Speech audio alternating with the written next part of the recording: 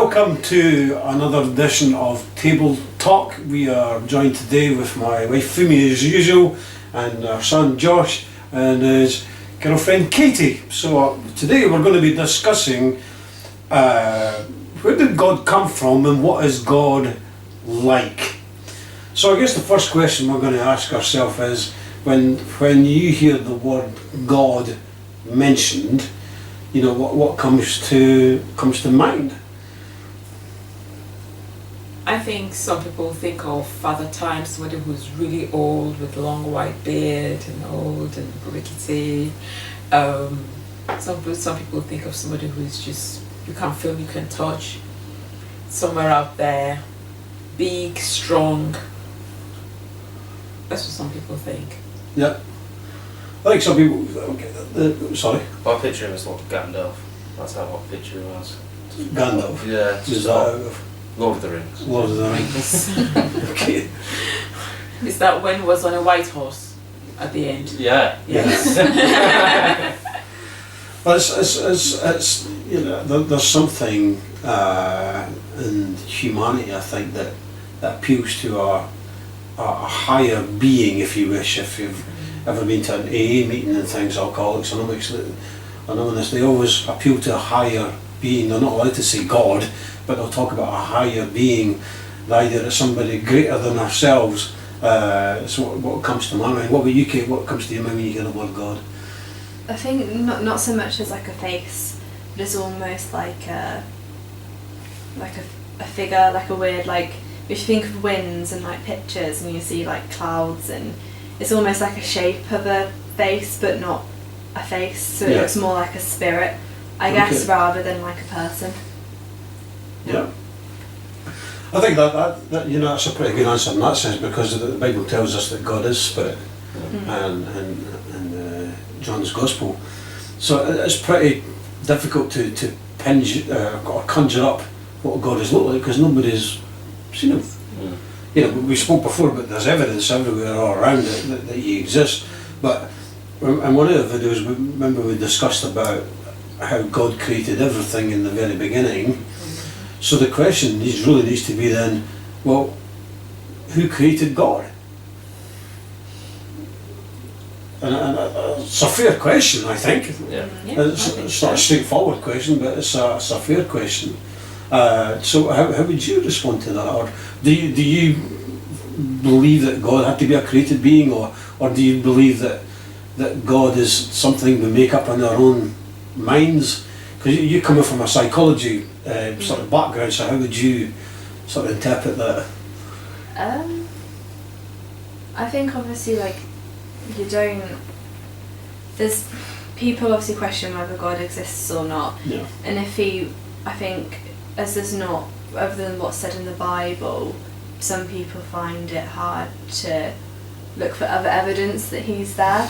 So I guess with people believing or not, it could be from, like I say, a more psychological background. It could be the belief to want to know he's there, to feel like someone, it's not just you, so you're not alone, you feel more accompanied by somebody. And then there's other stuff like, I don't know, just something that just a motivator, I guess, for some people to want to do good, want to do better, I remember somebody once said to me, you know, why do you believe in God, and why do you believe it exists? And some of what you're saying I could relate to. It's almost like that comfort. Do you know how when you're younger you have your little cushion and things that you hold up, and that, you know, the cushion itself's got no power, but it just gives you something.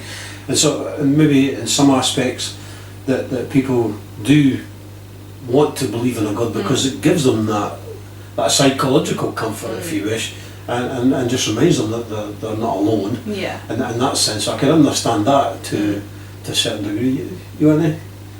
I think that loneliness is a big deal, especially in our society, where you could live in a street for 10, 20 years and not even really know who your neighbour is.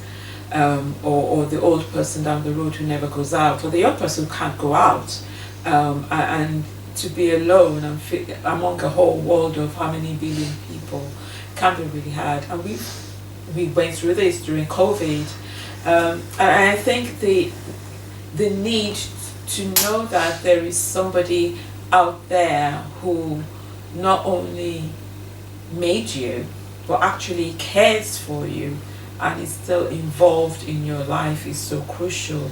Because rather than somebody who made stuff and then just walked away.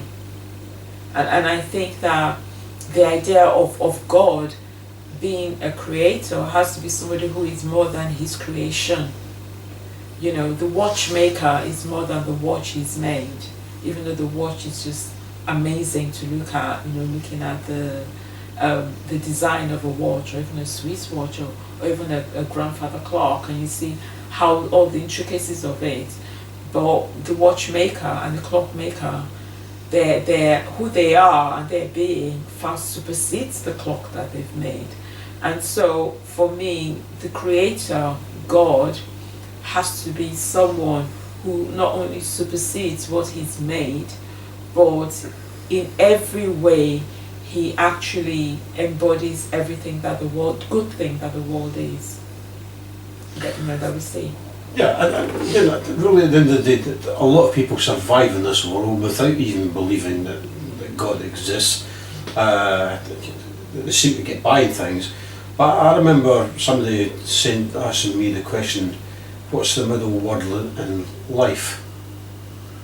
If. If. And I was like, well, what do you mean by that? And he was like, well, if God doesn't exist, then I've done no harm. I've lived a decent moral life, if you wish, like thousands and billions of other people have. But if God exists, then that brings in a different dimension altogether, doesn't it? Because like we looked at before, to look at whether God exists or not, or whether it's for comfort or psychological and things like that, you do look at that evidence, even outside the Bible there's evidence there. And I think, for me, a person, before ruling out something, has to honestly investigate it itself. And like we spoke about time and time again, that the only real option is the Big Bang Theory, which we know is absolute rubbish. And if you go back to aliens, like we said, and then who created the aliens? And that leads us back to the question we started with, you know, who created God? If God created everything, then surely somebody or something created him. Well, to me that question is almost like a loop question. It's one that just goes round and round and round, because if you say, okay, this is God, and this over here created God, then who created that? Well, the cup created this one. Well, who created that cup? Well, that cup created this cup here, created that cup. And you go round and round and round, and you get nowhere fast. And so to me, it's a never-ending question that can never be answered. However, when we go back to what the Bible says, that, you know, God has always been. I mean, we know the very first verse in the Bible, isn't it? In the beginning God created the heavens and the earth. So that tells you, that one verse, that he was around before creation. He had to be to create it in the first place, right there. And like Katie was mentioned earlier with spirit, because God is spirit. And when we think of the word spirit, we think of ghosts and spooks and all this sort of stuff. But it's not the way it's portrayed. It's not supposed to be portrayed that way. But God has always existed, and God is not inside time. We're ruled and governed by time. We have 24 hours in a day. God was one who created time, and at the end of day 1 it was good, day 2 it was good, all the way through to day 6 it was very good. So God created that time, that 24-hour clock period. And Peter tells us that 1,000 years is like a day, and a day is like 1,000 years. And that to God. But that doesn't mean that one day equals 1,000 years. It just means that God is not bound by time. Yeah. So he's outside of time. And so if you go around who created, you're never going to get the answer, because you're trying to do it in terms of time. But when you look outside of time, then God exists. In fact, Isaiah tells us that he is the everlasting one. and the ones who always has always been. That kind of makes sense if you look at time as having a beginning and also an end.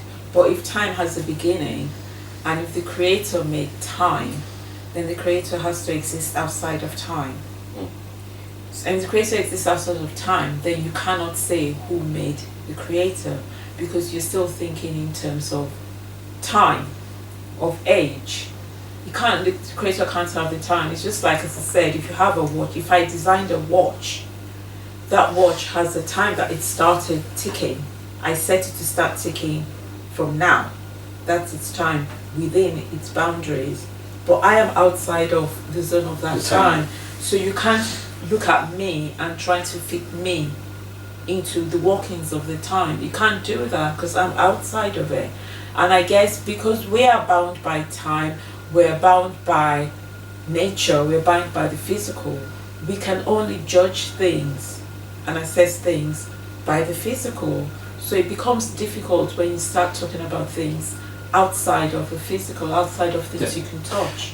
And that's because we're living in a temporary world. Everything around us is temporary. You and I are not going to live forever and ever and a day. We're going to go pop our clogs and go back to the dust. The grey hairs are showing. Yeah.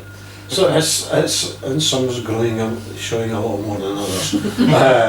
Hence the wrinkles. But I'm reminded when God was in speaking to Moses at the burning bush, and God said to him, I want you to go to Egypt and tell Pharaoh to let my people go. And Moses was like having none of it. He was absolutely petrified.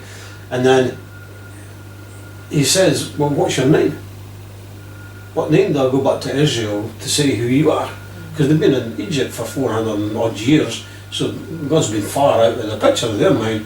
And then he says, I am Yahweh, I am who I am. And literally in Hebrew that means I'm the self-existing one. The one who's always existed is basically what he's saying there. So again, this aspect of where did God come from, who created him, it doesn't match, because we're trying to work it out in our own minds.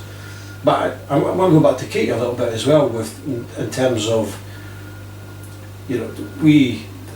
as a psychologist, when you go down that road, with psychology and things, the psychologists will very often tell us that all of the things we think about and aspire to are all made up in our heads, because it does make us feel better.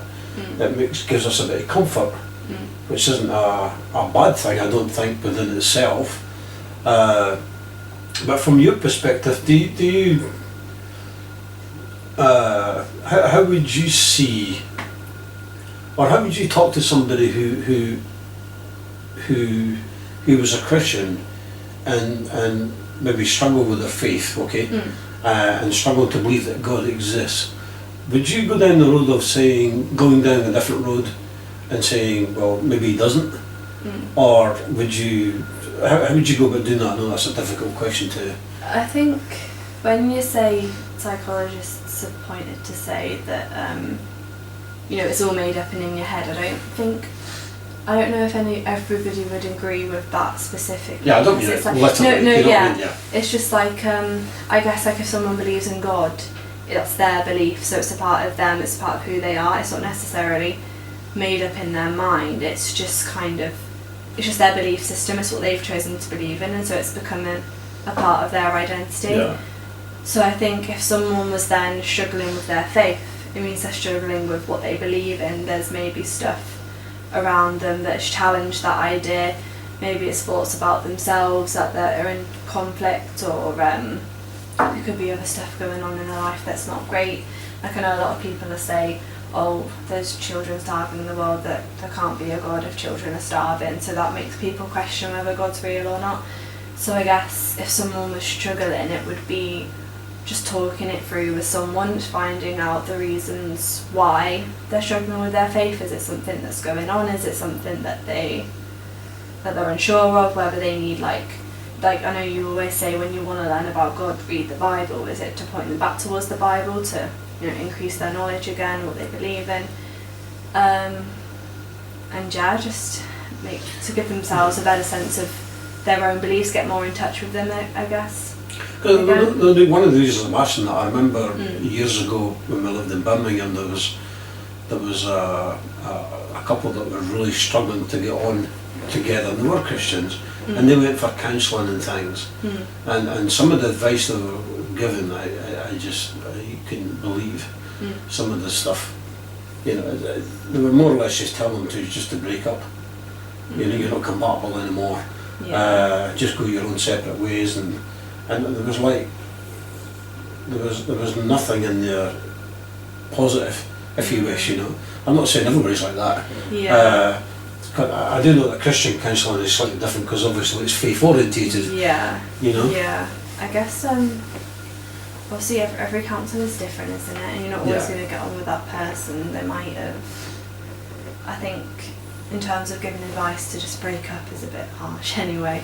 But like, I guess when it comes in terms of like relationships, then I guess it could like be directed at faith as well. It depends on the person, whether they in a relationship want to do the work to change, to fix the relationship for them to move forward. And if one person doesn't want to, it's not going to end well. And I guess with faith, it's like if someone is struggling with their faith and doesn't want to believe again, that's a barrier that they need to overcome in order to then start believing again. Because really at the end of the day, that's we've spoken about before, that your faith is your faith, my faith is my faith, and you can't force it upon anybody from that side. I've often wondered that in terms of, you know, like we said before, if we say that God didn't exist, for example, and then, you know, where do we all come from? And it's going back down those some arguments that we've made time and time again. But you raised an interesting point earlier about why there's kids suffering and things over the world. You know, when we understand about who God is, which is our next sort of thing we're going to slide into, you know, who God is, we know He's all powerful because of creation. That tells us that nothing else could do what God does. But we also know that, like, God is a spirit, like you mentioned there, but He's also a holy God. You know, in Isaiah chapter 6, He's before the throne. He's like, holy, holy, holy, Lord God Almighty. You know, he recognised how holy He is. And in 1 John tells us that God is love.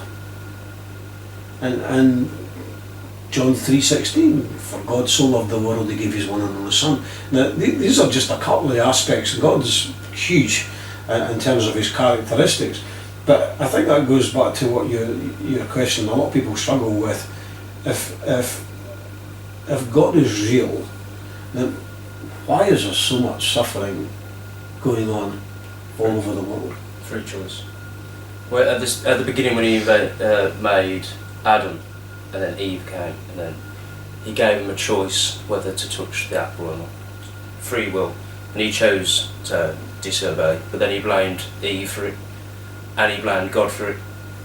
But if there wasn't free choice, it'd pretty much be a cult. You know what I mean? A robot. Yeah. It's all down to us at the start for deceiving God. That's why there's war going on. That's why there's hunger going on, because of us, because of our own downfalls. It's interesting, you mentioned apple.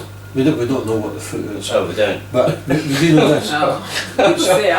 Somebody once said to me, somebody once said to me that the apple in the tree wasn't the problem, it was the pear on the ground. So, but yeah, I think there's a lot of it to do with that. And if God is love, that means He cannot do anything outside of love. He can't act lovelessly. Even in the Old Testament, when He was punishing His people, He did it because He loved them. We do it with our kids. And the amount of times I punished you when you were a kid was phenomenal. And why did I do it? Because I like to.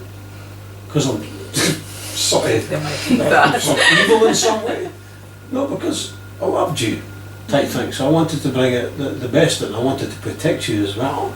And one of the things I always find amazing is when people, because we hear this a lot, don't we, that God can't be real, otherwise children wouldn't be starving, women wouldn't be getting beaten up, women wouldn't be getting raped, there wouldn't be wars and all the stuff that's going on we see happening in the world today. But my question is this: why do a lot of the people blame God for all of this evil that's going on in the world, and yet they don't believe He exists? I think it's easy. It's easier to blame someone else than yourself, because if you're blaming yourself, you have to carry that with you, and it takes a lot to own up and blame yourself, take responsibility for stuff. So it is not saying it's good that people blame other people, whether it's the justice system or God or your teacher or anything. It's just a deflection of responsibility to kind of keep your own identity and your goodness intact, to rather be than like with wars and stuff. If at the end of the day it's a lot of society and individuals who do it, but it's easier just to pan it off and like, oh, God, if God was real, He wouldn't allow this. I think they call it, is it blame shifting they call it in counselling or something? I think that's what we used to call it when we were involved. Still learning, you know. It's just it's deflecting, like you say, blaming, yeah. believe God and then believe Eve. But it's like me giving my phone to Katie, then Katie breaks it, but then I'll go and blame the person who made Apple. Even though it's your fault, I'm blaming the creator. Even though that had nothing to do with it, I gave you a good working phone and everything, but I'm going to blame him for our mistake. I think sometimes people do that because they cannot marry when Christians say that God, who is creator, is a loving God. When they say that He's a caring God and He wants a relationship with people and He made them to have a loving relationship, how can they marry that with when we see all these deep bad things happening, and if He's a loving God, He will do something to stop them? And I think that there are two things to consider in this. Is one, that people's actions does not negate or promote who God is. God will always be God, irrespective of what people are doing. People's actions will not affect who God is. When God decided to make human beings, He wanted to make people who were made like Him in His character, caring, loving, patient, kind, generous, helpful, supportive, trusting, faithful. That's what He wanted to make, and that's what He went on to make. But He also wanted to make people who will choose Him, just as He was choosing to make human beings His children. And with that, people had choice. But the thing people forget is, with choice comes responsibility. And with responsibility comes accountability. And with accountability, you have to face that judgment of whether you're praised or whether you have to face the consequence for your action. And people don't want to face that consequence. It's easier to blame a God who you don't believe, and as far as you're concerned, He can't say anything anyway. He's not going to stand up here and say, excuse me, I didn't do it, you did. So it's easier. If as you say, you broke the phone, it's easier for, and then you blame me, for me to come up and say, I did not do it. How dare you? I can show you the evidence. But God is not going to come out. They don't think God exists, and God is not going to come out and do that. So it's easy to blame God. But they forget that God is not distant. They don't realize He's still working among us. He's still doing good. And He does take bad things that people have done and get good things out of them. And people don't talk about that. People don't blame and thank God for the good things in their life. They take the credit for the good things in their life and then blame someone else, like God, for the bad things that are happening, rather than blaming the right person. So let's just play around a little bit just for a few moments. Let's take God out of the equation. God doesn't exist, okay? Who do we blame for the mess the world's in? I say to If God doesn't exist, you know, never has, never existed, nobody has faith, then who do we blame for the mess the world's in? You. You mean if God doesn't exist at all, If He doesn't exist at all, then we won't exist. yeah, I know we wouldn't exist. What I'm trying to say here is, if people are blaming God, Okay, then who they we think should- doesn't yeah, exist, then so we take God out of the equation, Yeah. and they say, right, now, if God doesn't exist, who's to blame? Who's to blame for the world's in? To be fair, I don't really, from my experience, I've not heard many people blame God for bad things that happen. I'm also hear them say, oh, if God existed, why does He allow this? That's only what I've heard, and I hear a lot of, I guess when it comes to war and stuff, like obviously all the stuff going on with Russia at the moment, everyone are saying Russia there to blame. But then also there's stuff underpinning that, which I think I've spoken to Josh about before. It's about like power, it's about wanting more, wanting land and everything. That's behind their actions. But so I don't necessarily think men. But then again, I don't know. Maybe other people have had different experiences. I've not heard many people blame God for bad I things. think both people have blamed God, but they've also just said, why hasn't God stopped? Yeah. Why didn't God stop that person from killing that person? Yeah. You know, or injuring that person, or stop that person from who was drunk getting into the car and killing somebody. It's the way I see it sometimes is maybe a bit obscure, but you could imagine going to the doctor and being told you've got like some fatal illness, and they straight away they put you on treatment. So for that first treatment is the start of many treatments that may well save your life at the end of the day. And I look at history, yes, mankind has made of it right throughout history, not just lately. It's been like that for a long, long time. And to me, I see God looking down and sending His Son Jesus into history as the first treatment, if you wish, because He knows what's coming up. He knows all this was happening, and He knows it was all going to happen anyway. And so He could at any time just step in and say enough. In fact, the Bible says that one day He will. He will do that. He'll step in and say enough. We don't know when that's going to happen. We want it to happen now. We want it to happen yesterday, especially when you look at what's happening, you see all the injustice and things like that.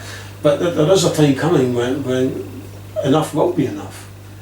And then there'll be no such things as atheists. there'll be no such things as people blaming God for this or the next thing. I think then they'll maybe understand why. There's a little passage in Peter that says that the Lord is not slow in keeping His promises, as some understand slowness. He is patient with you, not wanting anyone to perish.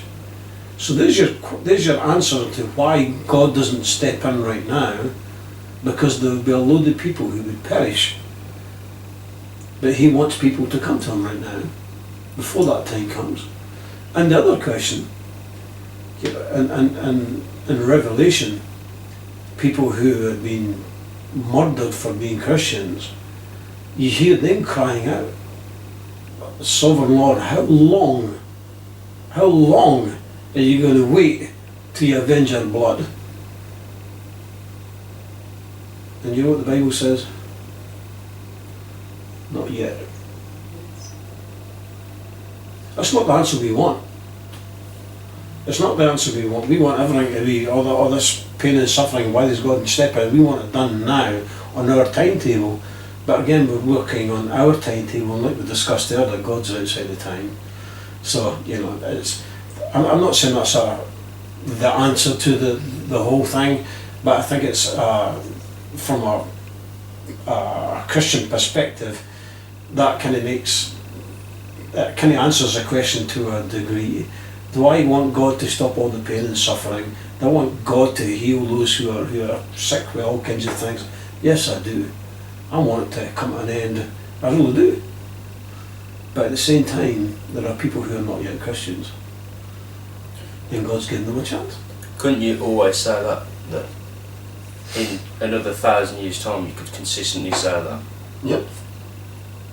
So on that basis, when he says he's going to come, but on that basis he never will, because he's always going to have someone. You know what I mean? No. And when you read in the Bible, when they speak about Jesus is coming back, they always speak about it as if it's going to happen tomorrow. They expected it to come tomorrow. And the implication is that nobody knows when it's going to happen, but we should be living like it is going to happen, and it's going to happen tomorrow. Because none of us know. Because like I said, if you go on another 1,000 years, to you and I that's a long time. To God it's not even a blink. He's not in that time zone like we talked about earlier. So I hate all the pain and suffering and all the things that's going on in the world as much as anybody else does. But I understand that one day that will come to an end, and I also understand that when people, when Jesus comes back and that's the end of it, people will understand why he didn't come when he came. We'll understand fully, because we don't always, God, what is it he says, my thoughts are not your thoughts, my ways are not your ways. But I think he says that. So we're trying to grasp and put ourselves as humans into the mind of God, and you just can't do it. You just can't do it. We try to understand from a human perspective, but we just can't do it. So, I know Christians that have struggled when something bad happens in their life and they're like, God, why did you let this happen? And sometimes you just don't understand.